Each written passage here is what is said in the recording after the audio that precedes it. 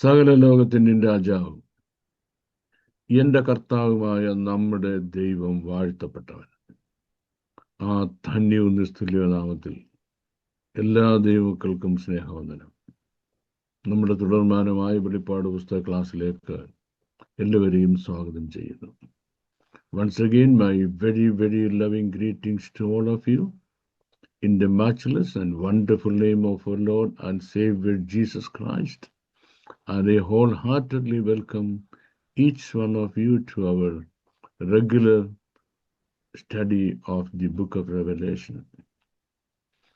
Last day, we had a study on deciphering the 666, the number and the hidden meaning behind it. കഴിഞ്ഞ ദിവസം നമ്മൾ വെളിപ്പാട് പുസ്തകത്തിലെ 66-ന്റെ മുദ്രയും അതിൻ്റെ പിന്നിലെ അർത്ഥവും പറയായിരുന്നു. And I told that I won't be publicizing that video. That does not mean I won't give it to anybody. Every one of you or any one of you who needs it can either contact me or Pastor Wilson Kandavali will get the video. But we won't put it on the public domain because that sort of information I am not very happy to go on the public domain. ആ information public ഡൊമൈനിൽ പോകുന്നതിൽ എനിക്ക് താല്പര്യമില്ലാത്തതുകൊണ്ടാണ്. But you can, anybody who wants a video, you can get it. It's in pastor Wilson's hand as well as at my disposal also. You can get it. Okay, with that said, we are coming to today's lesson, that is Book of Revelation chapter 14. നമ്മൾ Book of Revelation chapter 14 എടുക്കാൻ പോവാണ്. So, the first thing we are trying to read it. Is our sister Kriva available anywhere in this platform? Yes, I am. Oh, thank you very much. Sister Kriva, first you should read Revelations chapter 14 verses 1 to 5 in Malayalam. പിന്നെ ഞാൻ സിയോൻ മലയിൽ കുഞ്ഞാടും അവനോടുകൂടെ നെറ്റിയിൽ അവന്റെ നാമവും പിതാവിന്റെ നാമവും എഴുതിയിരിക്കുന്ന 144,000 പേരും നിൽക്കുന്നത് കണ്ടു. പെരുവെള്ളത്തിന്റെ ഇരച്ചിൽ പോലെയും വലിയൊരു ഇടിമുഴക്കം പോലെയും സ്വർഗത്തിൽ നിന്ന് ഒരു ഘോഷം കേട്ടു. ഞാൻ കേട്ട ഘോഷം വൈണികന്മാർ വീണ മീട്ടുന്നത് പോലെ ആയിരുന്നു. അവർ സിംഹാസനത്തിനും 4 ജീവികൾക്കും മൂപ്പന്മാർക്കും മുൻപാകെ ഒരു പുതിയ പാട്ടുപാടി. ഭൂമിയിൽ നിന്ന് വിലയ്ക്ക് വാങ്ങിയിരുന്ന 144,000 പേർക്കല്ലാതെ ആർക്കും ആ പാട്ട് പഠിക്കുവാൻ കഴിഞ്ഞില്ല. അവർ കന്യകമാരാകയാൽ സ്ത്രീകളോടുകൂടെ മാലിന്യപ്പെടാത്തവർ. കുഞ്ഞാട് പോകുന്നിടത്തൊക്കെയും അവർ അവനെ അനുഗമിക്കുന്നു. അവരെ ദൈവത്തിനും കുഞ്ഞാടിനും ആദ്യഫലമായി മനുഷ്യരുടെ ഇടയിൽ നിന്ന് വീണ്ടെടുത്തിരിക്കുന്നു. ഭോഷ്ക് അവരുടെ വായിൽ ഉണ്ടായിരുന്നില്ല. അവർ കളങ്കമില്ലാത്തവർ തന്നെ. Thank you, sister, very much for the reading. Those of you who cannot understand in Malayalam, I think you would have looked it up in your English Bible. And Revelation chapter 14 gives us a lot of complications once we try to study it. But if you don't want any complication, I tell you the easy way, don't try to study it. വെളിപ്പാട് പുസ്തകം 14-ാം അധ്യായം പഠിക്കാൻ തുടങ്ങിയ ഒരുപാട് കോംപ്ലിക്കേഷനാണ്. അപ്പോൾ പഠിക്കേണ്ടതേ സകല complication മാറിക്കിട്ടും, ഒറ്റയടിക്ക് കോംപ്ലിക്കേഷൻ മുഴുവൻ മാറിക്കിട്ടി. But then there is a question. As a child of God, or as a Christian, or as a bride of the Lamb of God, are we any exempted from studying the book of Revelation? ഏതായാലും നമ്മൾ കുഞ്ഞാടിന്റെ കാഹളത്തിൽ എടുക്കപ്പെടും. Anyway, we will take into glory in the rapture. And these things are to happen after the rapture. So it does not affect us directly. നമ്മൾ കാഹളത്തിൽ എടുക്കപ്പെട്ട് കഴിഞ്ഞ് സംഭവിക്കേണ്ട കാര്യങ്ങളാണിത്. അതുകൊണ്ട് ഇത് നേരിട്ട് നമ്മളെ affect ചെയ്യുന്നില്ല. Then the question, why should we study it? Why should we study it? That is one of the reasons, that question is one of the reasons why majority churches on earth don't try to study it. ഇതുകൊണ്ടാണ് majority churches ഇത് പഠിക്കുവാൻ അവരെ മെനക്കെടാത്തത്. They don't try to study it. Now, we, the children of God, I should say, the redeemed few, ഈ വീണ്ടെടുക്കപ്പെട്ട നമ്മൾ കുറച്ച് പേര്, we wake up in the early morning, or we keep awake late into the evening, or sometimes into the night, to attend this class, to study it. Okay. Are we mad or crazy? നമുക്കെന്താ ഭ്രാന്താണോ ഇതൊക്കെ പഠിക്കാനായിട്ട്? Well, there are so many questions behind that. The first question is, this book of Revelation has been given to the churches, not to the world at large, but it is given to the church. സഭയ്ക്കുള്ള ദൂതാണിത്. And secondly, it is given by our blessed Lord himself. നമ്മുടെ വാഴ്ത്തപ്പെട്ട കർത്താവ് നേരിട്ട് എഴുതി തന്നതാണിത്. And thirdly, it is the last chapter or concluding part or an inevitable part of the entire Holy Bible. വിശുദ്ധ തിരുവെഴുത്തുകളുടെ സമാപനമാണിത്. And then the last thing to remember, it is the sum total of all the other 65 books. ഇതിനു മുമ്പുള്ള 65 പുസ്തകങ്ങളുടെ some ടോട്ടലാണ് വെളിപ്പാട് പുസ്തകം. Now, what is your attitude to it? If you have a negative attitude to it, if you have a repulsive attitude to it, no, I don't need it, I don't have to study it, that is a repulsive attitude. If you ever maintain a repulsive attitude to it, well, that is not something pleasing to your Lord. That is a disgrace to our blessed Lord. നമ്മുടെ വാഴ്ത്തപ്പെട്ട കർത്താവിനോട് നമ്മൾ കാണിക്കുന്ന ഒരു disgrace ആണ്. But because it is part and parcel of our own preparations, to be the bride that God expects us to be. നമ്മുടെ വാഴ്ത്തപ്പെട്ട കർത്താവ് ആഗ്രഹിക്കുന്ന രീതിയിലുള്ള ഒരു മണവാട്ടിയായി തീരുന്നതിനുള്ള നമ്മുടെ പ്രിപ്പറേഷന്റെ പാർട്ടാണ് നമ്മുടെ വെളിപ്പാട് പുസ്തക പഠനം എന്ന് പറയുന്നത്. So we must be sitting with an attitude of prayer and expectation and humility and great earnestness to learn what our blessed Lord has given us in these words. ഈ വാക്കുകൾ നമ്മുടെ വാഴ്ത്തപ്പെട്ട കർത്താവ് നമുക്ക് എന്താ തന്നിരിക്കുന്നതെന്ന് മനസ്സിലാക്കാനുള്ള വലിയ ജിജ്ഞാസയോടെയും ആകാംക്ഷയോടെയും പ്രതീക്ഷയോടുകൂടെയും വളരെ പ്രത്യാശയോടും കൂടെ താഴ്മയോടുകൂടി ആയിരിക്കണം ഇത് പഠിക്കാൻ നമ്മൾ ഇരിക്കേണ്ടത്. Now we are coming to another confusing part of the book of Revelation. That's what we have just seen in chapter 14. What is the problem of chapter 14? Well, chapter 14 uses a language which is familiar to us, but unfamiliar at the same time in the meaning behind it.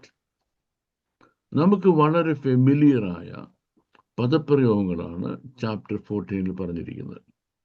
But unfortunately, നിർഭാഗ്യവശാൽ ഈ പദപ്രയോഗങ്ങളൊക്കെ പിന്നിലുള്ള അർത്ഥം എന്താ? Is it the meaning that we mean, or does it mean something else? നമ്മൾക്ക് already അറിയാവുന്ന കാര്യങ്ങളാണോ അവിടെ അർത്ഥമാക്കിയിരിക്കുന്നത്, അതോ അത് വേറെന്തെങ്കിലുമാണോ അർത്ഥമാക്കിയിരിക്കുന്നത്? That is the first question we are going to face. And now, the major theme in this book, our bone of contentions. Bone of contention means prathana pratibadya vishayam, bone of contention. Our bone of contention in this book is question number 1. Where does it take place? The incidents in this chapter so far, where does it take place? Does it take place on earth, or does it take place in heaven or in between the two?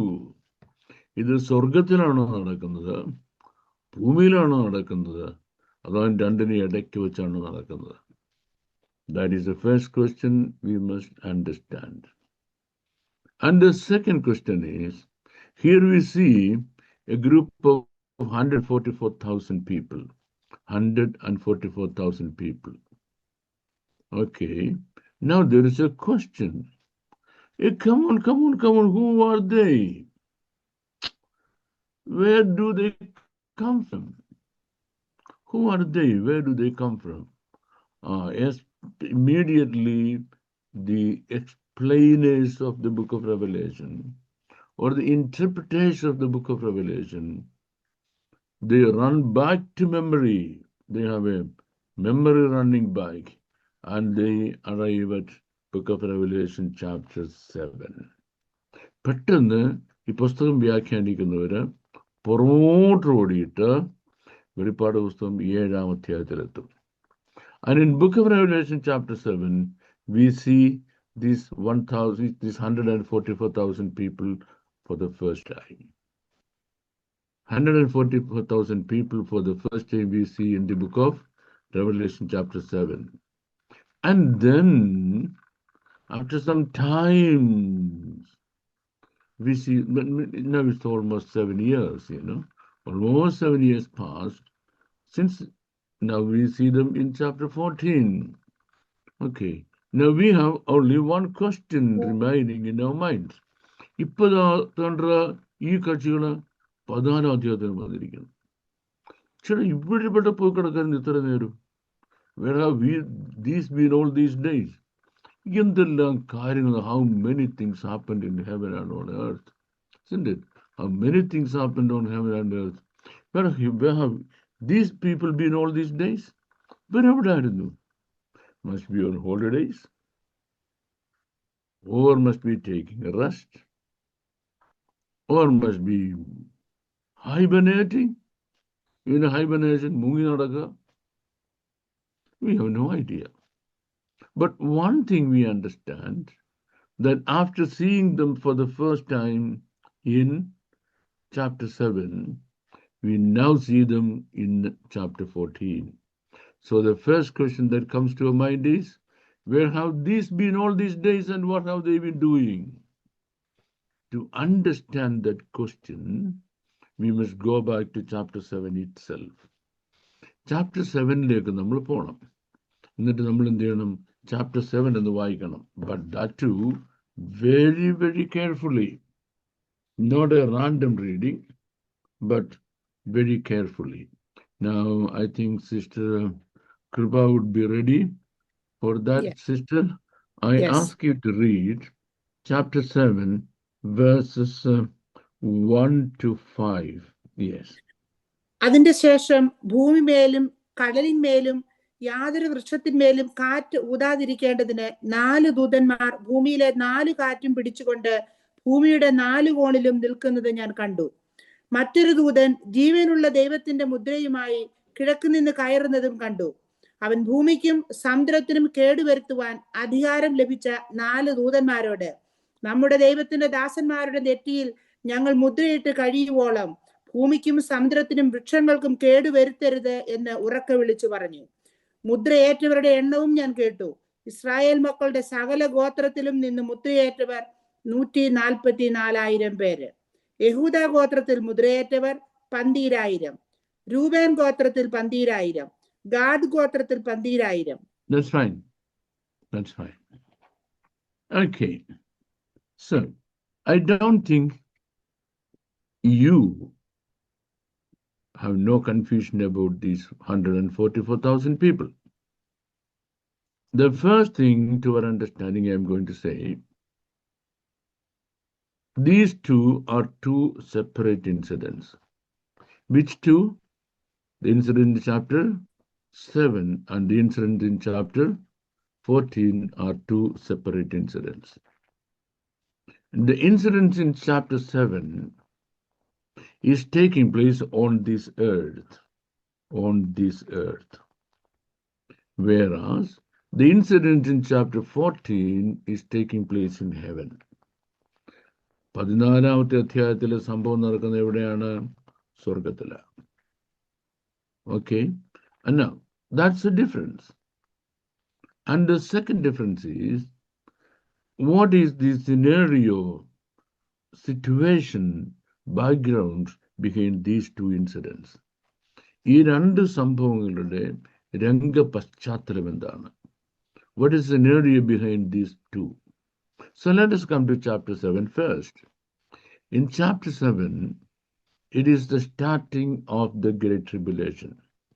The time is the starting of the Great Tribulation. So what's going to happen?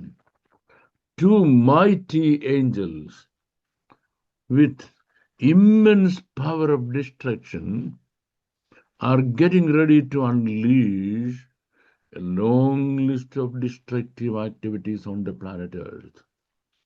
അതിഭയങ്കരമായി നാശം വിതയ്ക്കാൻ കഴിവുള്ള കരുത്തന്മാരായ രണ്ട് ദൂതന്മാർ ഭൂമിയുടെ 4 കാറ്റുകളെ കയ്യിലിങ്ങനെ പിടിച്ചുകൊണ്ട്, they hold 4 winds in their hand and they are ready to blast destruction on the planet Earth. അവർ ഭൂമിയിലോട്ട് നാശം വിതയ്ക്കാൻ, കാര്യം മഹോദരം തുടങ്ങാൻ പോവാ നിൽക്കുകയാണ്. Then immediately another angel comes and stops them. They say, wait.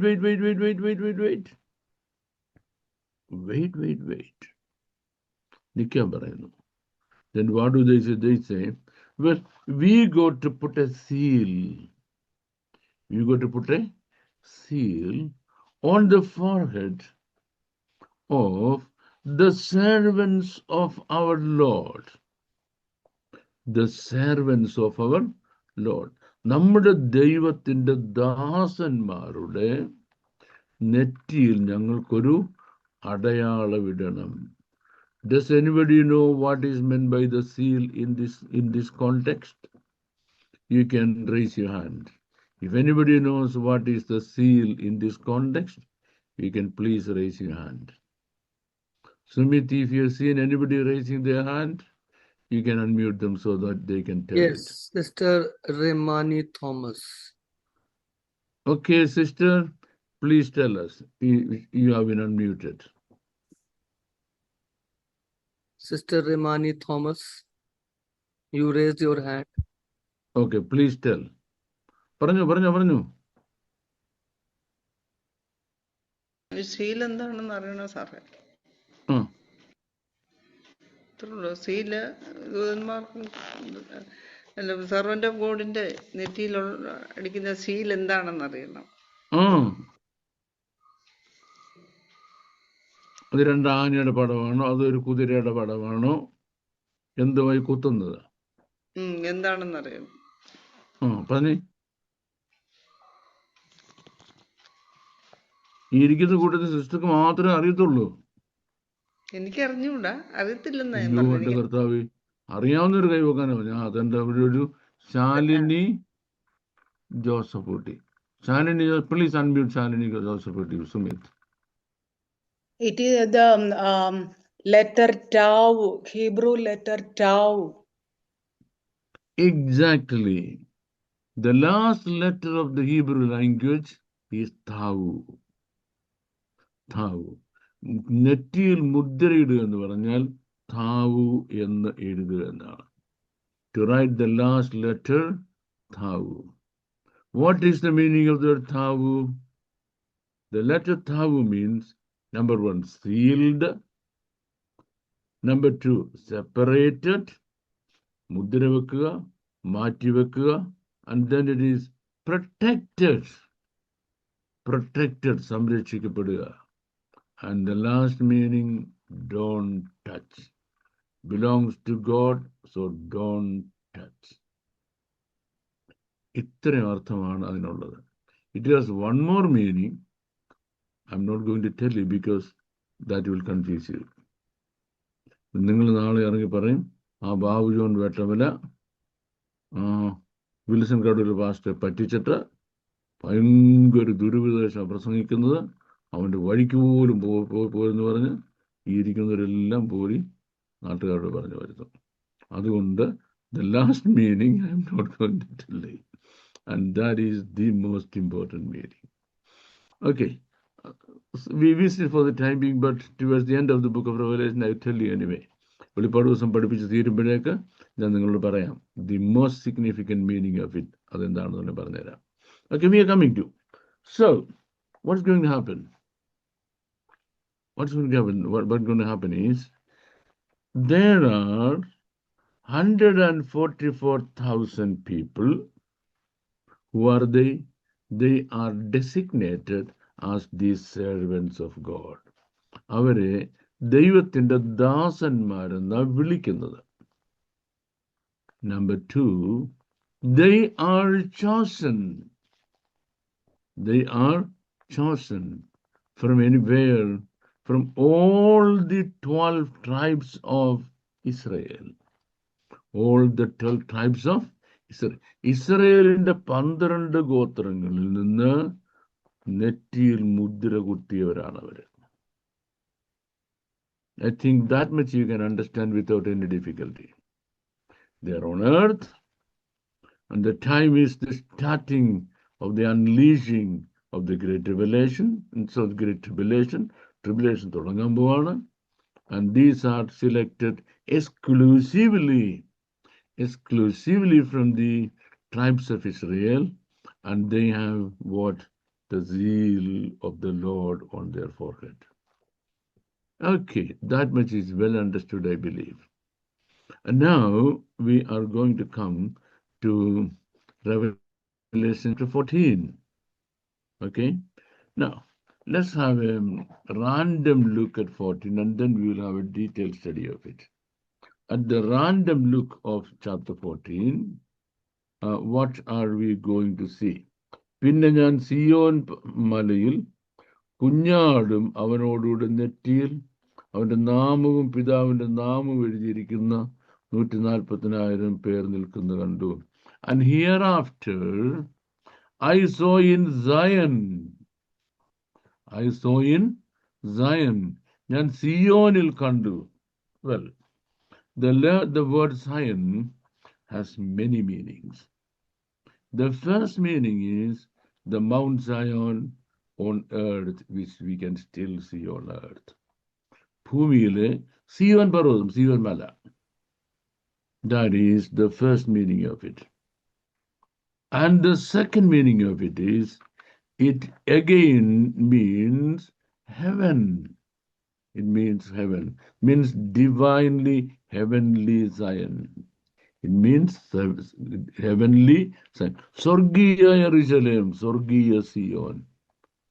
Now, here in the book of Revelation, in chapter 14, it does not mean the earthly Zion, but it does mean the heavenly Zion. ഇവിടെ 14-ാം അധ്യായത്തിൽ പറഞ്ഞിരിക്കുന്നത് ഭൂമിയിലെ സിയോൻ പർവ്വതം അല്ല, മറിച്ച് എവിടത്തെയാണ്? സ്വർഗീയ സിയോനിൽ. ഞാൻ സിയോൻ കുഞ്ഞാടും അവനോടുകൂടെ, പിന്നെ ഞാൻ സിയോൻ മലയിൽ കുഞ്ഞാടും. So there the Lamb of God means the Lord Jesus Christ. The Lord has not yet come back to the earth. 14-ാം അധ്യായത്തിൽ കർത്താവ് ഭൂമിയിൽ വന്നിട്ടില്ല. The Lord is still in heaven. That means these 144 people are standing in heaven. And what are they like? അവനോടുകൂടെ നെറ്റിയിൽ അവന്റെ നാമവും പിതാവിന്റെ നാമവും എഴുതിയിരിക്കുന്ന. So these are people who have written on their forehead, no seal, written on their forehead the name of God the Father and the name of the Lamb of God. Do you get me? No seal. Instead, the name of God the Father and the name of the Lamb of God being written on their forehead. അവരുടെ നെറ്റിയിൽ കുഞ്ഞാടിന്റെ നാമവും തന്റെ പിതാവിന്റെ നാമവും എഴുതിയിരിക്കുന്നു. Yes. Now, we are coming to പെരുവെള്ളത്തിന്റെ ഇരച്ചിൽ പോലെയും വലിയൊരു ഇടിമുഴക്കം സ്വർഗത്തിൽ നിന്നും ഒരു ഘോഷവും കേട്ടു. Now I heard a massive sound also. We are coming to that. I'll explain later. Yes. ഞാൻ കേട്ട ഘോഷം വൈണിയന്മാർ വീണ മീട്ടുന്നത് പോലെ ആയിരുന്നു. So that was like the massive lyre of the singers. Then അവർ സിംഹാസനത്തിനും 4 ജീവികൾക്കും മൂപ്പന്മാർക്കും മുമ്പാകെ ഒരു പുതിയ പാട്ട് പാടി. They sang a new song in front of or before the throne of God and before the 4 beasts. The 4 beasts. അവര് ദൈവത്തിന്റെ സിംഹാസനത്തിന്റെ മുൻപിൽ പിന്നെ in front of the 4 beasts they were singing lyres. അവർ സിംഹാസനത്തിനും 4 മൂപ്പന്മാരുടെ മുമ്പിൽ വീണ വീഴ്മട്ടി. And what did they do? On the lyre they sang a song that came from earth. That came from earth means they are now in heaven. ഭൂമിയിൽ നിന്ന് ഉള്ളൊരു പാട്ടാണ് അവർ പാടിയത്. That means it doesn't mean they are on earth, they are in heaven. And what is the song? That is a song of redemption. That is a song of redemption. അത് വീണ്ടെടുപ്പിന്റെ പാട്ടാണ്. That means they have been redeemed. They have been redeemed. They have been redeemed.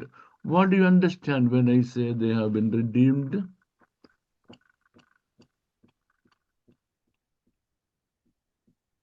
You don't understand anything?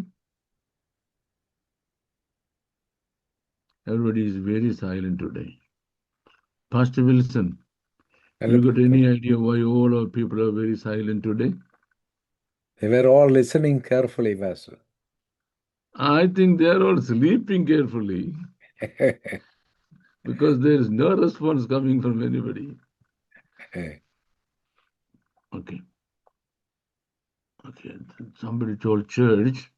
Well, the church is redeemed. There is no doubt about it. My question is, what is meant by redeemed?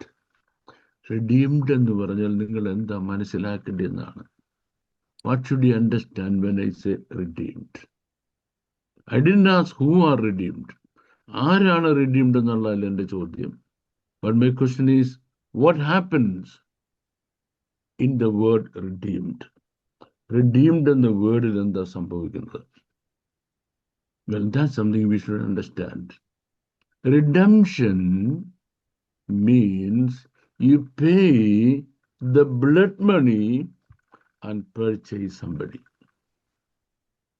You pay the blood money and purchase somebody. ഒരാൾ പിടിക്കപ്പെട്ടു പോയി. Somebody happened to be caught by the enemies. ശത്രുക്കളാൽ പിടിക്കപ്പെട്ടു പോയി. Now the enemy said, this is the cost of this man's price.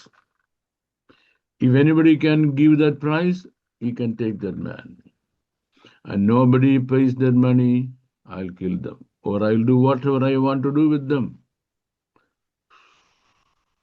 Yes, fantastic. Pay the blood money.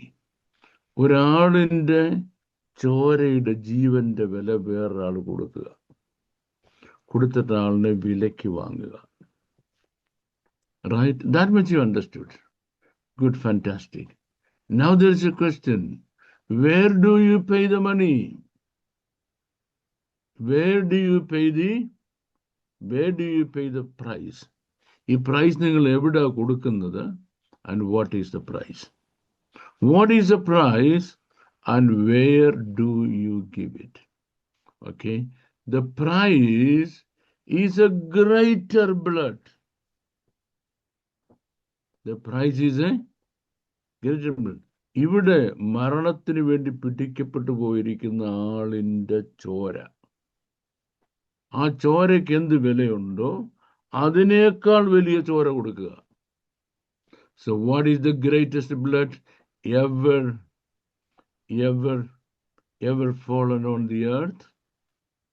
ഈ ഭൂമിയിൽ ഇന്ന് വരെ ചൊരിഞ്ഞതിൽ ഏറ്റവും വലിയ രക്തം ഏതാണ്? ഏറ്റവും വലിയ രക്തം ഏതാണ്? ഹാബേലിന്റെ രക്തത്തെക്കാൾ ഗുണകരമായി സംസാരിക്കുന്ന പുണ്യാഹ രക്തം. The blood that speaks better things than what the blood of Habel is speaking. ഹാബേലിന്റെ രക്തത്തെക്കാൾ ഗുണകരമായി സംസാരിക്കുന്ന പുണ്യാഹ രക്തം. And the next question, where is that blood? Where is that blood? Well, Jesus died 2000 years ago. നമ്മള് മിനിഞ്ഞാന്ന് കൊന്ന ഒരു മൃഗത്തിന്റെ blood അവിടെ പോയി നോക്കിയപ്പോ കാണത്തില്ല.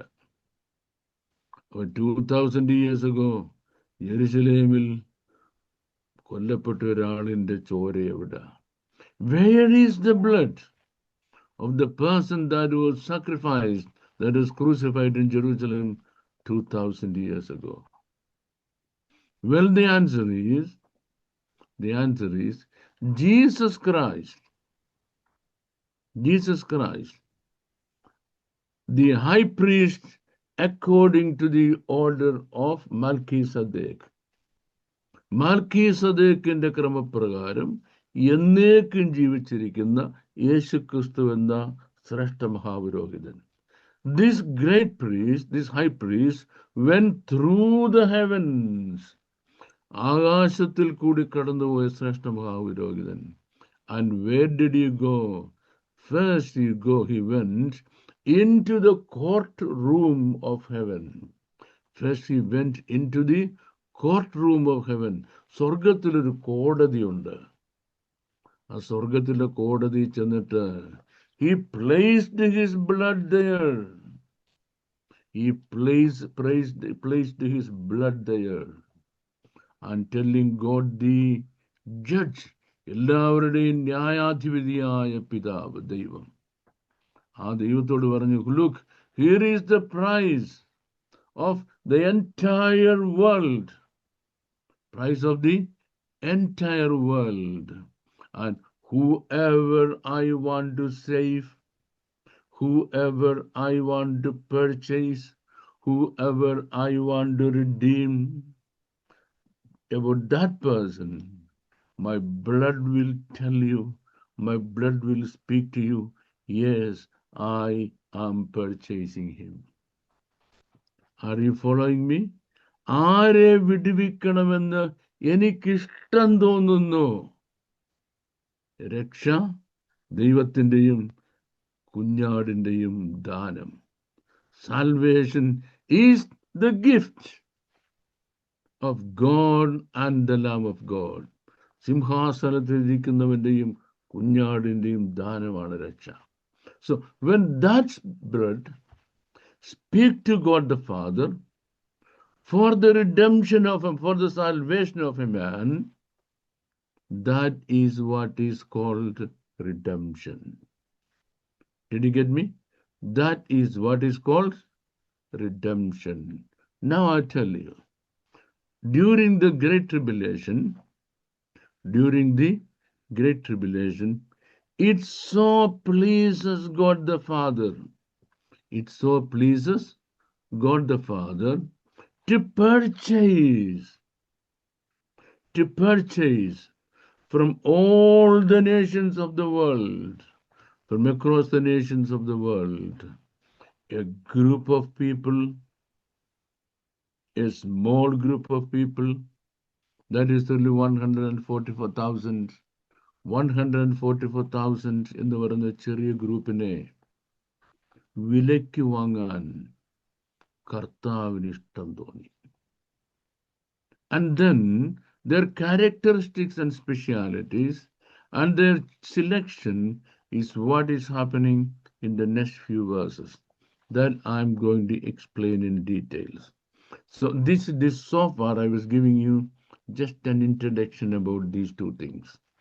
വെളിപ്പാട് പുസ്തകം 7-ാം അധ്യായത്തിലെ 144 പേരും they are only from the Jewish communities, and the 144,000 people in the book of Revelation, chapter 14, they are not from the Jewish communities from Israel, but from nations and tongues and tribes and tribes and religions and nationalities from all over the world, but chosen according to the unquestionable will of God. According to the unquestionable will of God. ആർക്കും ചോദ്യം ചെയ്യാൻ അവകാശമില്ലാത്ത ദൈവം തന്റെ ഇഷ്ടപ്രകാരം വിലയ്ക്ക് വാങ്ങിയവർ.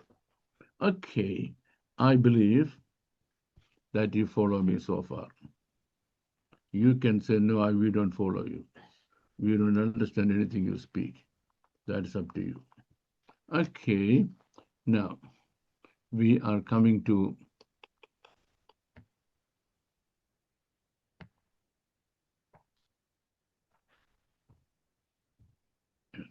Revelation chapter 14 begins with the Lamb standing on Mount Zion.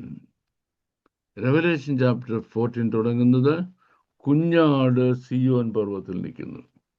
With him 144,000 having his name and the name of his father written on their foreheads. കുഞ്ഞാടിന്റെ പേരും തന്റെ പിതാവിന്റെ പേരും നെറ്റിയിൽ എഴുതപ്പെട്ടവര്. Chapter 14 is a good illustration of that fact. ഇതിനെ പറ്റിയുള്ള illustration ആണ് chapter 14. Many Bible scholars consider this to be a scene in heaven, while others regard it as a scene taking place on earth. The difference in viewpoint will seriously affect one's interpretations. So, where is it? Some people would say it's happening on earth. And some people will say, no, it's happening in heaven. And why the different perspective? Why the different viewpoints? Well, that depends on how a person sees things. ഒരാൾ എങ്ങനെ ഒരു കാര്യം കാണുന്നെന്നുള്ളിരിക്കും.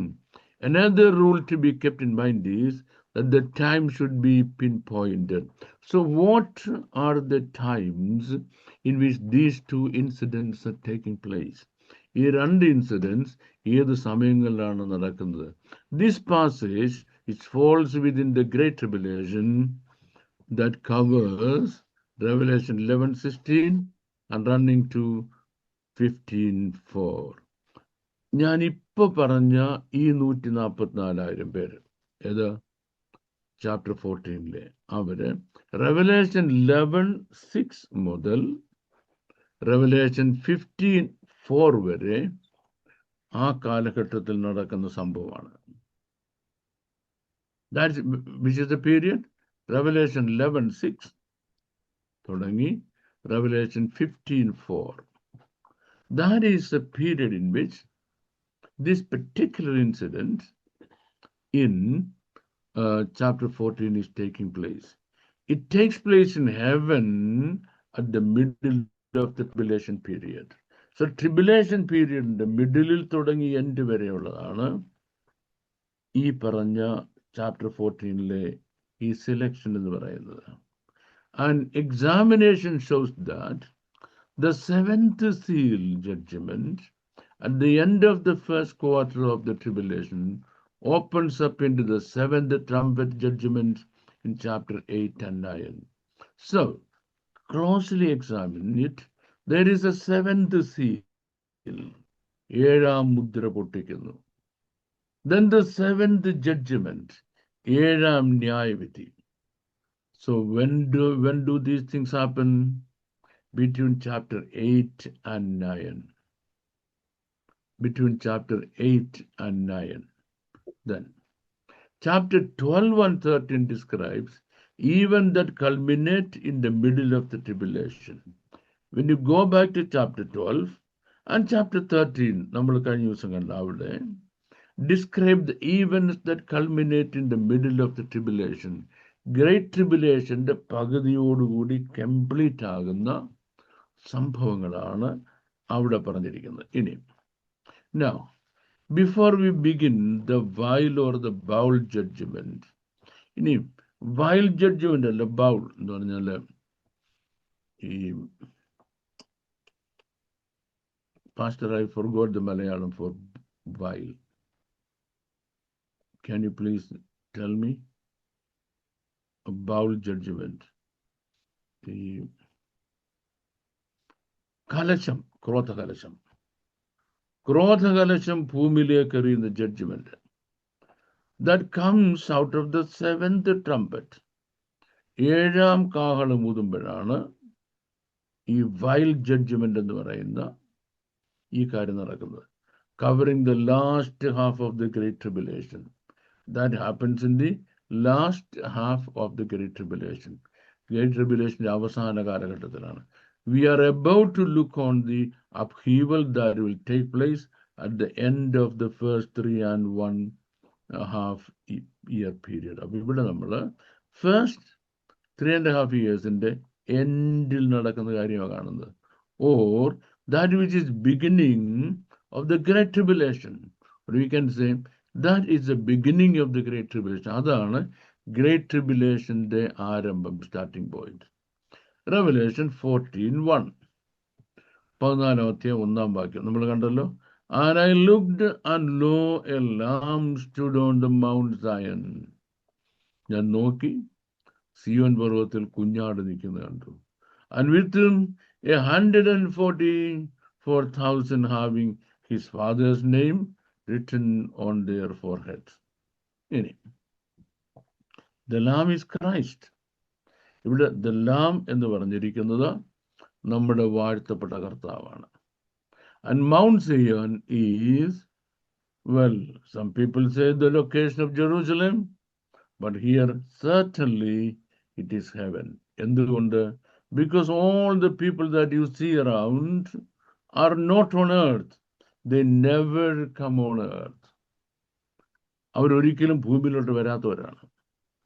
Chapter 14 is designed to give an encouragement concerning the certainty of Christ's victory over the beast. നമ്മുടെ വാഴ്ത്തപ്പെട്ട കർത്താവ്,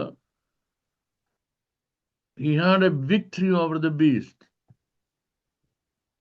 ഇതുവരെ പറഞ്ഞ മൃഗങ്ങളുണ്ടല്ലോ, ആ മൃഗങ്ങളുടെ മേൽ നമ്മുടെ വാഴ്ത്തപ്പെട്ട കർത്താവ് എങ്ങനെ ജയം കൊണ്ടാടുന്നു, എങ്ങനെ ജയിക്കുന്നു എന്നുള്ളതാണ് chapter 14 story.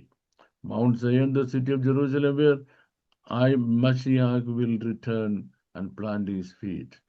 ഈ നമ്മുടെ വാഴ്ത്തപ്പെട്ട കർത്താവ് തിരിച്ചു വരുമ്പോൾ സിയോൻ പർവ്വതത്തിലാണ് തൻ്റെ ആസ്ഥാനം സ്ഥാപിക്കുന്നത്. 144,000 name.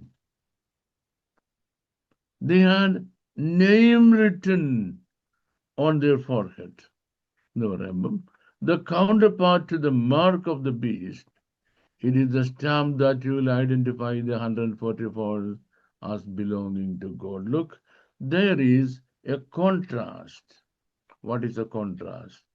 At the end of chapter 13, chapter 13 അവസാനിക്കുമ്പം we see the mark of the beast to be written, the mark of the beast to be sealed, to be placed on the forehead of the people who declare their allegiance to him. മൃഗത്തോട് allegiance കാണിക്കുന്ന ആളുകൾ അവരുടെ ഫോർഹെഡിൽ മൃഗത്തിന്റെ മുദ്രയായ 666 പതിപ്പിക്കുന്നു. And contrary to that, അതിന് വിരോധമായി ദൈവത്തോട് allegiance കാണിക്കുന്ന, listen to me very careful, ദൈവത്തോട് അലീജിയൻസ് കാണിക്കുന്ന 144,000 പേര് അവരെ ദൈവം ചൂസ് ചെയ്തിട്ട് അവരുടെ നെറ്റിയിൽ ദൈവത്തിന്റെ പേരെഴുതുന്നു. So there is a clear contrast between the worshippers of the Antichrist and the worshippers of the Lamb of God. ദൈവകുഞ്ഞാടിനെ ആരാധിക്കുന്നവരും ഇനി ആന്റൈക്രൈസ്റ്റിനെ കീഴടങ്ങുന്നവരും തമ്മിലുള്ള വ്യത്യാസമാണ്. Remember one thing, all this time the church is already in heaven. ഈ സമയങ്ങളിലെല്ലാം സഭ സ്വർഗത്തിലായതുകൊണ്ട് ഇത് നമ്മുടെ നെറ്റിക്ക് എഴുതി വെക്കാനുള്ളതല്ല ഇത്. നമ്മളാണ് എന്ന് ചിന്തിച്ചു വരുന്നത്. Why? Because we are not on earth during this time. Instead, we are in heaven. The identity of this group of 144,000 subject has, for some reason, eluded many outstanding Bible scholars. പലപ്പോഴും ഈ 140 ആൾക്കാരെന്ന് പറയുന്നത് ഇവരാരാണെന്നുള്ള 144,000 എന്നുള്ളത് ഒരുപാട് Bible സ്കോളേഴ്സിനെയും ആശയക്കുഴപ്പത്തിലാക്കുന്ന കാര്യമാണ്. Most commentators have a tendency to assume that they are identical with the 144,000 described in chapter 7. ഒത്തിരി പേരും chapter 7-ൽ പറഞ്ഞിരിക്കുന്ന ആളുകളാണ് ഇവരെന്ന് ചിന്തിക്കാറുണ്ട്. Therefore, we must examine them in details. So what are we going to do? We are going to study them in great details. The similarities of the two groups. ഈ രണ്ട് ഗ്രൂപ്പ്സും തമ്മിലുള്ള similarity, സാമ്യം.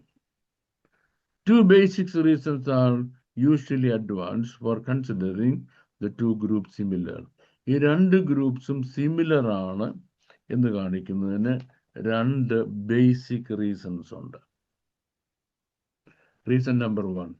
Both groups total 144,000. ഒന്നാമത്തെ reason, ഈ രണ്ടുപേരും 144,000 ആണ്. Second reason, both groups have something written on their foreheads. ഈ രണ്ട് കൂട്ടർക്കും നെറ്റിയിൽ എഴുത്തുമുണ്ട്. അപ്പൊ രണ്ടും ഒന്ന് തന്നെയായിരിക്കാം. The difference of the two groups, ഇനിയും രണ്ട് ഗ്രൂപ്പ്സ് നമ്മൾ ഡിഫറൻസ് പറയാൻ പോകുന്നത്. Far more important, however, are the difference between the two groups. ഈ രണ്ട് ഗ്രൂപ്പ്സ് തമ്മിലുള്ള ഡിഫറൻസ് ആണ് രണ്ടുപേരും തമ്മിലുള്ള സിമിലാരിറ്റിയേക്കാൾ പ്രധാനപ്പെട്ടത്.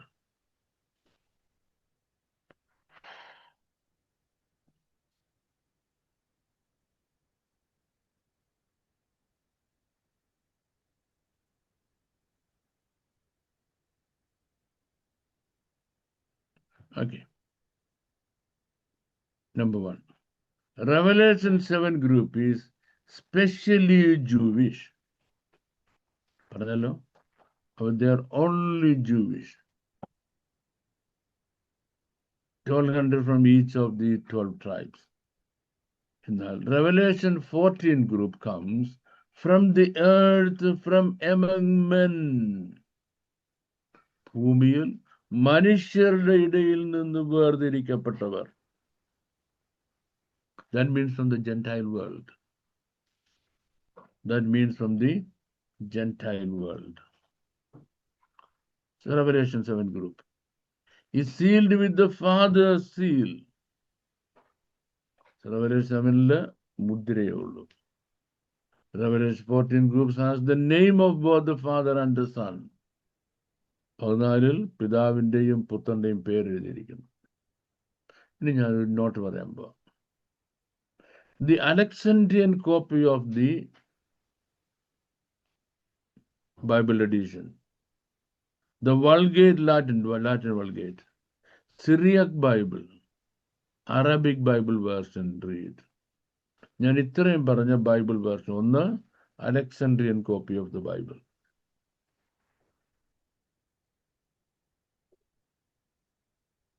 Then the Latin Vulgate. Then Syriac Bible. Then Arabic Bible. ഇത്രയും ബൈബിൾ വായിക്കുന്നത്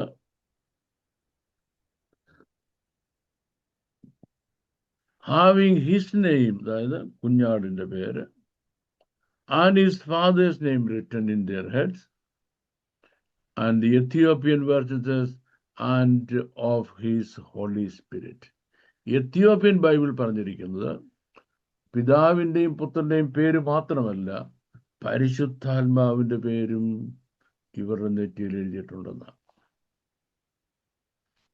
when we come to the King James translation of the Bible, owing to many backwardness, I don't say one, owing to many backwardness, though it's an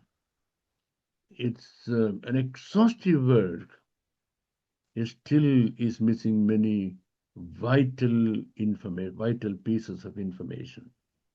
നമ്മുടെ king James ഒരു ഗംഭീര വർക്കാണ്, പക്ഷേ അവിടെ ഇവിടെയൊക്കെ ആയിട്ട് പ്രധാനപ്പെട്ട ഒത്തിരി ഇൻഫർമേഷൻ നമുക്ക് കാണത്തില്ല. ഈ പരിശുദ്ധാത്മാവിന്റെ പേരും അവരുടെ നെറ്റിയിൽ എഴുതിയിട്ടുണ്ട്. There is the name of the Holy Spirit also written on their forehead. That's not in the King James Bible, and hence in any other of the English Bibles. King James Bible ഇല്ലെങ്കിൽ വേറെ ഒരു English ബൈബിളിലും ഇല്ല. The scene of chapter 7 occurs on earth. Chapter 7 scene ഭൂമിയിലാണ്. Chapter 14 takes place in heaven. ഇനിയും only halfway through the tribulation പകുതി ആയപ്പോഴാണ് 14 tribulation ആദ്യമാണ് 7-ാം അധ്യായത്തിലെ. This can be explained in that the 144 witnesses of Revelation 7, like their converts, are slain and under the altar by the middle of the tribulation. 7-ാം അധ്യായത്തിൽ പറഞ്ഞിരിക്കുന്ന 144,000 പേര് ട്രിബുലേഷന്റെ പകുതി ആയപ്പോഴേക്ക് അവർ കൊല്ലപ്പെട്ട് അവരുടെ ആത്മാക്കൾ സ്വർഗത്തിൽ ചെല്ലുകയാണ് കരയാൻ വേണ്ടി. Their souls are in heaven, away from the body and home with the Lord. ശ്രദ്ധിച്ചോണം, ചാപ്റ്റർ 7 144,000 ആളുകൾ ട്രിബുലേഷന്റെ പകുതിയായപ്പോൾ കൊല്ലപ്പെട്ടു. Their souls straight away went to heaven, not the body. And they are sitting at the altar in heaven, and they are crying unto God the Father. Or kariya, why don't you take revenge upon our brothers left on earth behind? ഞങ്ങളുടെ ഭൂമിയിൽ കൈവിട്ട് കിടക്കുന്ന ഞങ്ങളുടെ സഹോദരങ്ങൾക്ക് വേണ്ടി എന്താണ് പ്രതികാരം ചെയ്യാത്തത്? അതാണ് അവരുടെ ജോലി. Am I clear to you? The one in 7, chapter 7, 144,000 പേര് അവർ ട്രിബുലേഷന്റെ പകുതി, the middle of tribulation, they were killed. Only their soul runs up to heaven, and they get a place to sit near the altar in the sanctuary. സ്വർഗത്തിലെ സാങ്ച്വറിയിലെ ഓൾട്ടറിനടുത്ത് അവർക്ക് സ്ഥലം കിട്ടി. And they are sitting there and they are crying to the Lord, asking the Lord, why are you not taking revenge on our brothers left on earth? ഭൂമിയിൽ കൈവിടപ്പെട്ടു പോയ ഞങ്ങളുടെ സഹോദരങ്ങൾക്ക് വേണ്ടി നാഥ അങ്ങ് എപ്പോൾ പ്രതികാരം ചെയ്യും? That is the duty of the 144,000 in chapter 7. The additional qualifications for being a member of this group are not recorded in chapter 7. So what qualifies them? What qualifies them to this seal? There is no qualification required. അവരെ ഈ 144 ഓരോരുത്തരെ എടുക്കാനുള്ള കാരണം എന്താ? ഇന്ന qualification ഉണ്ടായിരിക്കണം? No. There is no qualification mentioned anywhere. But, so, they are servants of our Lord. നമ്മുടെ കർത്താവിന്റെ ദാസന്മാർ എന്ന് പറയുമ്പോൾ എന്താ മനസ്സിലാക്കേണ്ടത്? The entire Jewish world is called the servants of God. Jewish world, ഇസ്രായേലിന്റെ മുഴുവനും ദൈവത്തിന്റെ ദാസന്മാരെന്നാണ് വിളിക്കുന്നത്. യെസ്, ദൈവത്തിന്റെ ദാസന്മാരെന്നാണ് വിളിക്കുന്നത്. Now, we are coming to the 144,000 in chapter 14. They are purchased from among men. They are purchased from among men. മനുഷ്യരിൽ നിന്ന് വിലയ്ക്ക് വാങ്ങപ്പെട്ടവരാണ്. And offered as first fruits to God and the Lamb. They are offered as first fruits to God and the Lamb. ദൈവത്തിന്റെയും കുഞ്ഞാടിന്റെയും ആദ്യ ഫലം. What does it mean? They are the first fruits. What does it mean they are the first fruits? When it says they are the first fruits, tribulation period, during the tribulation period, these are the people who kept their holiness. They didn't want to be cheated by the Antichrist. They didn't want to be cheated again by the devil. They wanted to worship only the Lamb of God and kept their solidarity and their spiritual faithfulness to the Lamb of God. ദൈവ കുഞ്ഞാടിനോട് വിശ്വസ്തത പാലിച്ചുകൊണ്ട് വേറെ ഒരു ദേവന്മാരെയും നമസ്കരിക്കാതിരുന്നവർ. In the biblical language, purity means not bowing before any idols. ഒരു വിഗ്രഹങ്ങളുടെയും മുമ്പിൽ, അന്യദേവന്മാരുടെ മുമ്പിൽ തലകുനിക്കാതിരിക്കുന്നതിനാണ് biblical ലാംഗ്വേജിൽ purity എന്ന് പറയുന്നത്. This indicates that the selection was not for the propagation of the gospel on the earth during the Great Tribulation. അതിനർത്ഥം അവരെ വിളിച്ചത് ഭൂമിയിൽ സുവിശേഷം പ്രസംഗിക്കാനല്ല ട്രിബുലേഷൻ സമയത്ത്, but for a special position at the throne of God before him and the Lord Jesus Christ. പിന്നെന്തിനാണ് സ്വർഗത്തിൽ ദൈവസിംഹാസനത്തിനടുത്തിരുന്ന് വീണ്ടെടുപ്പിന്റെ പാട്ട് പാടുന്നതിന്. I believe you being chosen children of God, you have followed me so far close by. May I explain to you this once again? Because my own capacity to teach is now running out, I think. I'm getting physically tired. I'm going to tell that once again. Look, the 144,000 in chapter 7, they were sealed to propagate the gospel during the tribulation period. Tribulation period, gospel പ്രസംഗിക്കാണ് അവരെ വിളിച്ചത്. അവരുടെ ശുശ്രൂഷ തീരുന്നത് വരെ, until they finished their ministry, nobody could touch them. When the ministry finished towards the close of the first half of the tribulation first half-ൽ അവരുടെ ministry തീർന്നപ്പോൾ they were killed, അവർ കൊല്ലപ്പെട്ടു, and their souls went up to heaven. When their souls went up to heaven, they got a seat. Where did they get the seat? In the sanctuary near the altar. ദൈവത്തിന്റെ ആലയത്തിൽ, ഏതിനടുത്ത്? യാഗപീഠത്തിനടുത്ത്, ഓൾട്ടറിനടുത്ത് അവർക്ക് ഇരിക്കാൻ പറഞ്ഞു. And what are they doing? They are crying. That is chapter 7, 144,000. Chapter 14, 144,000, they are selected, purchased from earth.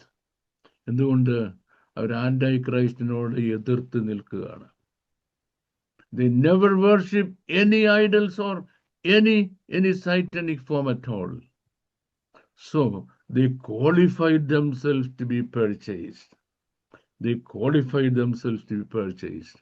So where did they go? സ്വർഗത്തിൽ ചെന്നപ്പം they went straight in front of the throne of God. ദൈവത്തിന്റെ സിംഹാസനത്തിനടുത്ത് പോയി. And who are there? God the Father is there, and the 4 beasts are there. 4 ജീവികളോടുണ്ട്.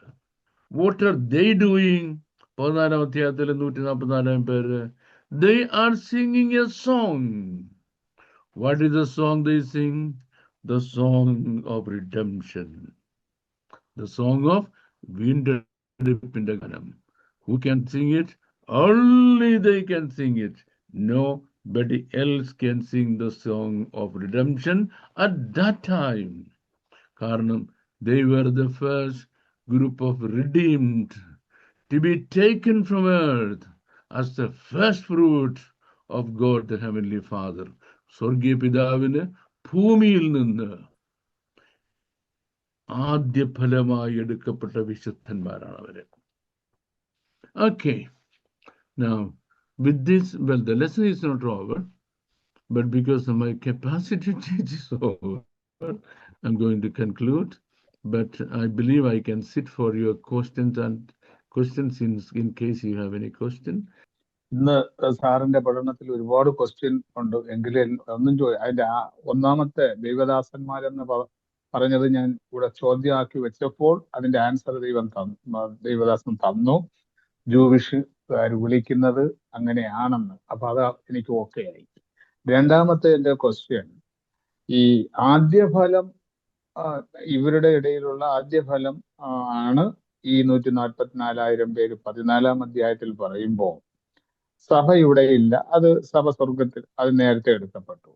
അപ്പോ ഈ യഹൂദന്മാർ ഈ tribulation പീരീഡിൽ എടുക്കുന്നവരുടെ list ആണോ ഈ ആദ്യഫലം എന്ന് പറയുന്നത്? 144 എന്നല്ല, ആദ്യഫലം എന്ന് പറയുന്നത് യഹൂദന്മാരിൽ ആദ്യം ഇത്രയും കാലങ്ങൾ ഒരുപാട് പേര് അവര് മരണപ്പെടുന്നുണ്ടല്ലോ, അല്ലെങ്കിൽ അവരും പിന്നെ പരദീസയിലാണല്ലോ. അപ്പൊ അവർ ആദ്യഫലത്തിൽ വരത്തില്ലയോ ഇവരെ സ്പെഷ്യലൈസ് ചെയ്യുന്നത്? Reason: the Jewish were selected first. Secondly, they had the seal on their forehead, so nobody could attack them. Nobody could touch them. They had 100% coverage and protection. Right? When the ministry was finished, they were killed and their souls went to heaven. That's all. Okay. But the other 144, they had to resist and fight against demonic forces every minute of their life. Yeah. They were attacked and attacked and attacked and attacked, the worst ever possible attack. Still they didn't submit themselves to the devil. അവർ നിമിഷം തോറും ദണ്ഡിക്കപ്പെട്ടിട്ടും സാത്താന് കീഴടങ്ങാഞ്ഞത് കൊണ്ട് അവരെ first fruits ആയിട്ട് select ചെയ്തു. Sir, ഒരു ഭാഗം കൂടെ, ഈ 144,000 നമ്മൾ ഇതുവരെയും പഠിച്ചെന്നും പറയാൻ എന്ത് വേണമെങ്കിൽ പറയാം. ഒരു ഭൂമിയിലുള്ള ഒരു വിഭാഗം ഞാൻ അങ്ങനെ പേരൊന്നും പറയുന്നില്ല, ഒരു വിഭാഗം സംഘടന അല്ലെങ്കിൽ ഗ്രൂപ്പ് എന്ന് പറയാം. അവരെ അറിയാം പാസ്റ്റർ, എന്തിനാ അവരെടുത്ത് നമ്മൾ കൂടുന്നത്? അല്ല, എല്ലാവർക്കും ഒരു പ്രയോജനപ്പെടണ്ടേ ഇതിലിരിക്കുന്ന എല്ലാവരും. Don't trust them. Okay. Okay. Now we have lovely Sabu. Sumit, please. Yes, lovely Sabu. Yes. സ്തോത്രം. സാർ, 2 കാര്യങ്ങൾ ചോദിക്കാനുണ്ട്, വേഗത്തിൽ ചോദിച്ചോളാം. ഒന്നാമത്തെ കാര്യം, യാഗപീഠത്തിന്റെ അടുത്തിരുന്ന് കരയുന്ന ആത്മാക്കൾ എന്ന് പറഞ്ഞു. അപ്പൊ അവരുടെ ശരീരത്തിന് റിഡംഷൻ ഇല്ലേ? അവരുടെ ശരീരത്തിന് റിഡംഷൻ ഉണ്ടാകും എന്ന് അന്നേരമല്ല, ഉണ്ടാകും, ഡെഫിനറ്റ്ലി ഉണ്ടാകും. God has a time for that. We don't know when it is. Okay. അടുത്ത ഒരു കാര്യം കൂടെ, 14-ാം അധ്യായത്തിൽ പറയുന്നത് സിംഹാസനത്തിന്റെ അടുത്തിരുന്ന് വീണ്ടെടുപ്പിന്റെ ഗാനം പാടുന്നു എന്ന്. ഇവരെപ്പോഴാണ് സ്വർഗത്തിലെത്തുന്നത് വീണ്ടെടുപ്പിന്റെ ഗാനം പാടാൻ? ട്രിബുലേഷന്റെ ഒരു certain ടൈമിലാണ്.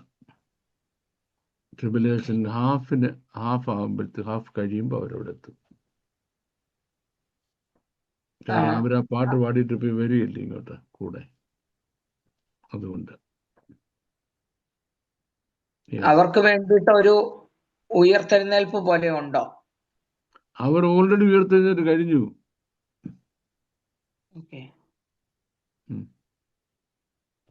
Okay, sir. Thank you.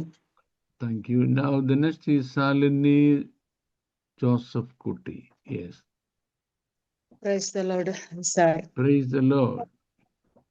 ഈ ഗ്രേറ്റ് ട്രിബുലേഷനില് ഒരു ഗ്രേറ്റ് മൾട്ടിറ്റ്യൂഡ് ഈ ജെന്റൈൽസിൽ നിന്ന് പെടുന്നുണ്ടല്ലോ.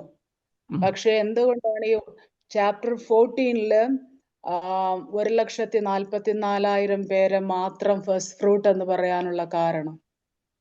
പറയാമേ, ഓരോരുത്തർ സഫർ ചെയ്യുന്ന സഫറിങ്സിന് ഒരു റേറ്റ് ഉണ്ട്. ദ ഹയസ്റ്റ് ലെവൽ ഓഫ് സഫറിങ്ങിൽ കൂടെ കടന്നു പോയവരാണ് അവർ. അതുകൊണ്ടാണ് അവർ ഫസ്റ്റ് ഫ്രൂട്ട് എന്ന് പറയുന്നത്. Okay, thank you sir. Welcome. Now we got Thankachan P. George. Yes. സാറേ, ഈ 144,000 എന്ന് പറയുന്നത് പുരുഷന്മാര് മാത്രമാണോ അതോ സ്ത്രീകളില്ലേ ഇതില്? Well, that's a good question. 144,000 പേര് എന്നേ പറഞ്ഞിട്ടുള്ളൂ, പുരുഷന്മാരെന്ന് പറഞ്ഞിട്ടില്ല. പക്ഷെ ഇതിൻ്റെ അകത്ത് ഈ നമുക്കതുകൊണ്ട് അതിൽ സ്ത്രീകളില്ല എന്ന് ഒരു കാരണവശാലും ചിന്തിക്കാൻ പറ്റത്തില്ല. ശരി. Thank you. Who is the next person? Babu Jos. Yes. Sumit, please unmute Babu Jos. Yes. സാറേ, ഈ 144,000 ഓരോ ഗോത്രത്തിൽ നിന്ന് പന്തിയുടെ വെച്ച് വന്നിട്ട് അപ്പൊ എഫ്രീം ഗോത്രത്തിലെ എണ്ണം കാണുന്നില്ലല്ലോ. അതിന് വേറെ റീസൺ ഉണ്ട്, അത് നമുക്ക് പിന്നെ പറയാം. ദാൻ ഗോത്രത്തിൽ വരുന്നില്ല, അത് നമ്മൾ പിന്നെ പറയാം. കാര്യം അതുമായിട്ട് പോയി കഴിഞ്ഞാൽ അത് ഇതുമായിട്ട് റിലേറ്റഡ് അല്ല. അതിൻ്റെ റീസൺ വെളിപ്പാട് ദിവസമായിട്ട് റിലേറ്റഡ് അല്ല, അതുകൊണ്ടാണ് ഇപ്പം പറയാത്തത്. Thank you. Then I believe all our questions today are over. Am I right? Sister Alexander. ഷീലയ്ക്ക് ഒരു ക്വസ്റ്റ്യൻ ഉണ്ട്. അതുപോലെ Sir, there is one more in the line. Mercy Alexander. She is raising her hand. Oh, right. Okay. Great. ശരി, അപ്പം നമുക്ക് ഷീല സിസ്റ്ററിന്റെ ചോദ്യം എടുത്തിട്ടാട്ടെ.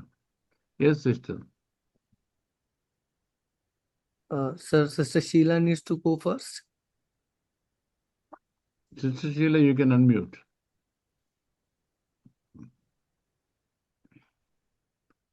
Sister, okay, Jojo.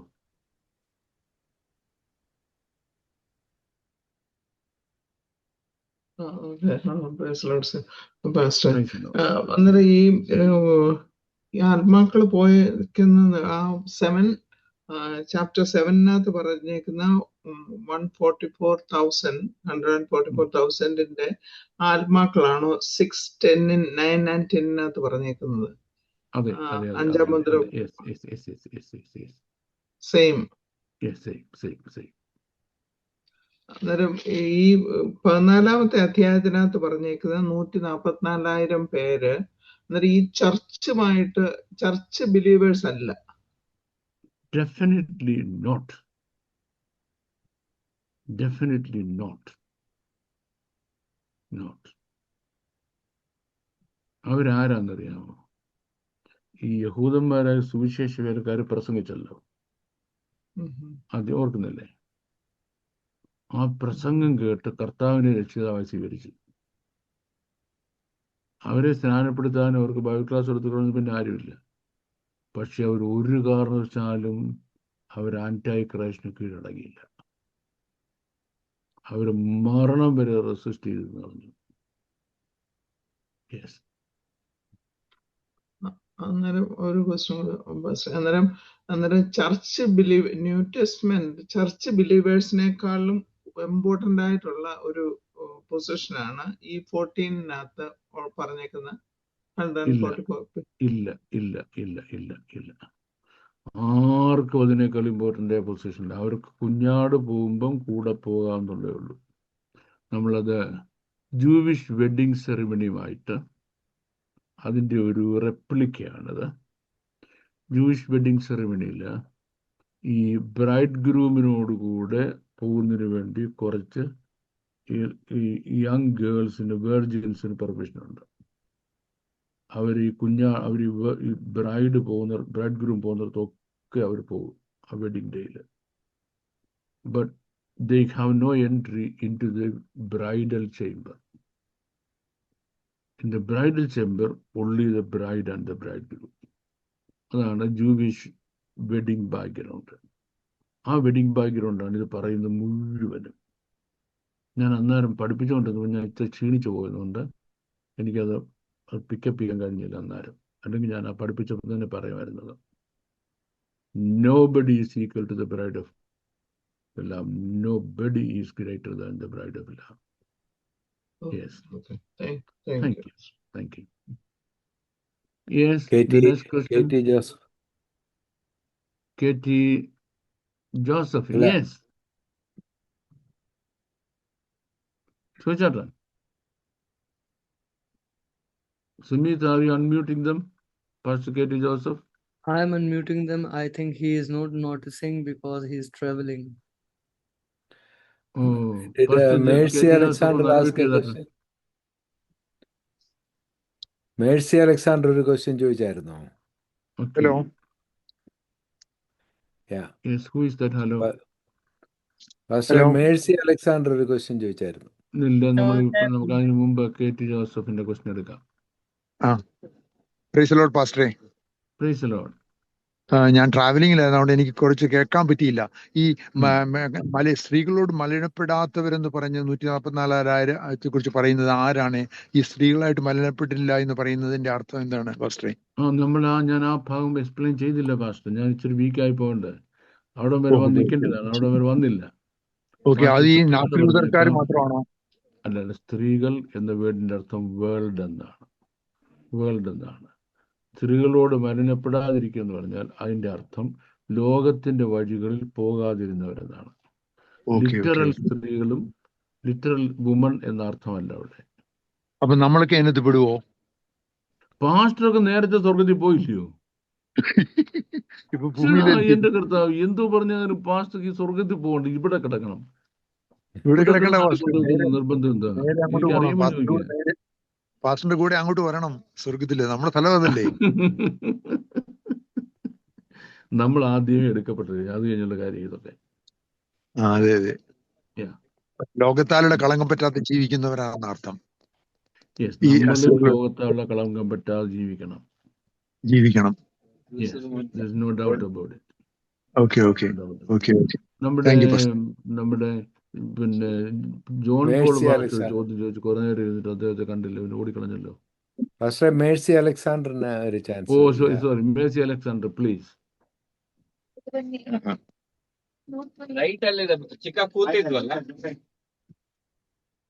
സാറേ സ്തോത്രം.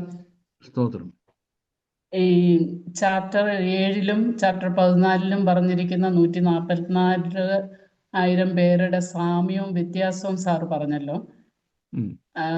അപ്പൊ ആ വ്യത്യാസം പറഞ്ഞപ്പോഴ് ഞാൻ കേട്ടതിന്റെ കുഴപ്പമാണോ, ഈ ഭൂമിയിൽ മനുഷ്യരുടെ ഇടയിൽ നിന്ന് വേർതിരിക്കപ്പെട്ടവർ ജെന്റൈൽസിൽ നിന്നാണെന്നൊന്ന് കേട്ട പോലെ തോന്നി. അത് ശരിയാണോ?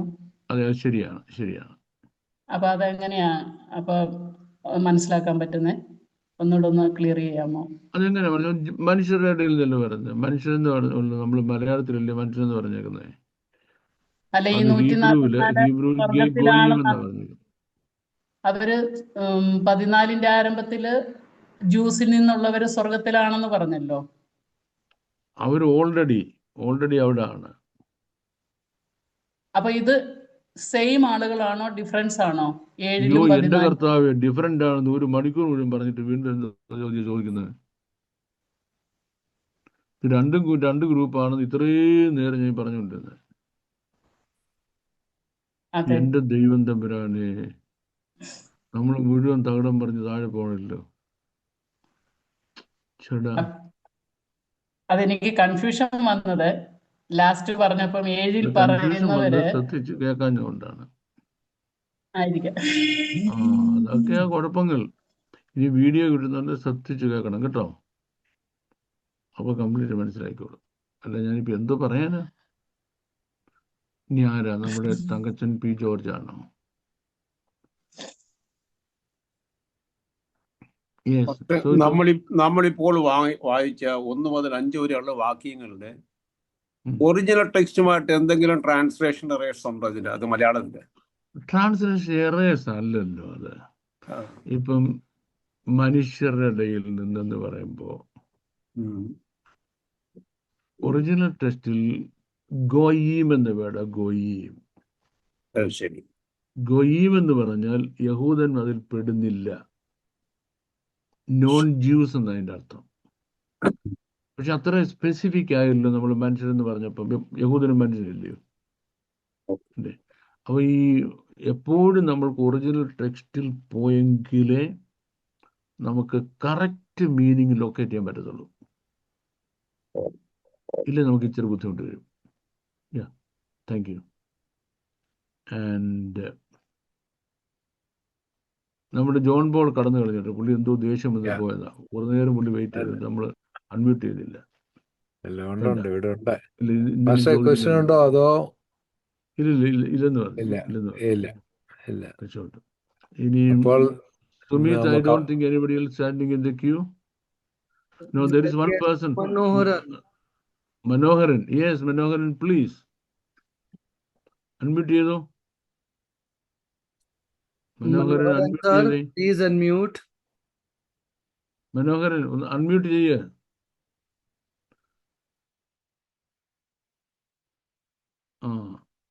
മനോഹരൻ ഒന്ന് അൺമ്യൂട്ട് ചെയ്തേ. ചേട്ടാ ഇനിയിപ്പോ നമ്മൾ എന്ത് ചെയ്യാൻ പറ്റും? I have sent you a request to unmute.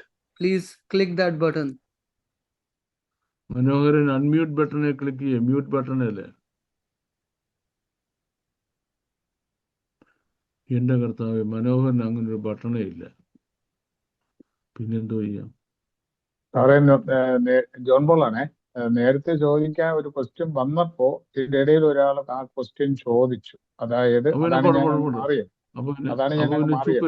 No problem. അതെ. മനോഹരൻ ചോദിച്ചാട്ടെ. സർ, എനിക്ക് കുറെ കാലം കൊണ്ടുള്ള ഒരു സംശയമാണ്, ക്ഷമിക്കണം. യെഹെസ്കേൽ പ്രവചന 9-ാം അധ്യായത്തില് മുദ്രയിടപ്പെടുന്ന ഒരു കൂട്ടം ജനത്തെ കാണുന്നു. യെഹെസ്കേൽ 9-ാം അധ്യായത്തിൽ അവരും ഈ വെളിപ്പാടില് മുദ്രയിടുന്ന ഈ 1,44,000 പേരും തമ്മിൽ ബന്ധമുണ്ടോ എന്നുള്ളത് ഞാൻ പറഞ്ഞുതരാം. ഇപ്പൊ പറഞ്ഞുതരാം. ഒരു സഭായോഗത്തില് ഒരു സീനിയറായ ഒരു അച്ഛൻ ഒരു പ്രബോധനം പറഞ്ഞു. ആ സീനിയർ അച്ഛൻ പറഞ്ഞു, ശൗല് ദൈവസഭയെ ഉപദ്രവിച്ചവനാണ്, എന്നാൽ കർത്താവ് അവനെ സ്നേഹിച്ച കർത്താവിൻ്റെ ശിഷ്യനാക്കി തീർക്കുന്നു. അത് കഴിഞ്ഞപ്പം പാസ്റ്റർ പ്രസംഗിക്കാൻ കഴിഞ്ഞിട്ട് പാസ്റ്റർ പറഞ്ഞു, ശൗൽ ദൈവസഭയെ മാത്രമല്ല, അവൻ ദാവീദിനെ ഉപദ്രവിച്ചനായിരുന്നു എന്ന്. മനസ്സിലായി? ദൈവസഭയെ മാത്രമല്ല, ദാവീദിനെ ഉപദ്രവിച്ചവനായിരുന്നു. അത്രയും വ്യത്യാസം, സാമ്യമുണ്ട്. ദേവദാസൻ ഇപ്പൊ ചോദിച്ച കാര്യം ഞാൻ ഈ പറഞ്ഞു തരുന്നത്. യെഹെസ്കേൽ പ്രവചനം എന്ന് പറയുന്നത് ഇസ്രായേൽ മക്കള് ബാബിലോണിൽ താമസിക്കുന്ന കാലത്ത് യെഹെസ്കേൽ പ്രവാചകൻ ദർശിച്ച ദർശനം. ഇന്നേക്ക് 2750 വർഷം മുമ്പ് നടന്നത്. ഇത് കർത്താവിന്റെ വരവിന് ശേഷം ഭൂമിയിൽ സംഭവിക്കാൻ പോകുന്ന കാര്യം. ഇത് തമ്മിൽ എന്തോ ബന്ധം? ഓരോ കാര്യം പറയുമ്പോൾ ഞാൻ പറയാറുണ്ട്, ഇന്നപ്പം ഇന്ന സമയത്ത് ഇന്നടത്ത് എന്നൊക്കെ പറയുമ്പോൾ ശ്രദ്ധിക്കണ്ടായോ? ഇപ്പൊ മനസ്സിലായ വ്യത്യാസം എന്താന്ന്? ഇത് തമ്മിൽ എന്തെങ്കിലും ബന്ധമുണ്ടോ? അങ്ങനല്ല. വേദപുസ്തകം ശ്രദ്ധിച്ച് വായിക്കണം, ശ്രദ്ധിച്ച് പഠിക്കണം. നിങ്ങളുടെ മിസ്റ്റേക്സ് ഒരിക്കലും സീനിയേഴ്സായ ആളുകളുടെ ഭാഗത്ത് നിന്ന് ഉണ്ടാകരുത് കേട്ടോ. ആ ഭാഗം ശ്രദ്ധിച്ച് വായിച്ചാട്ടെ. Thank you.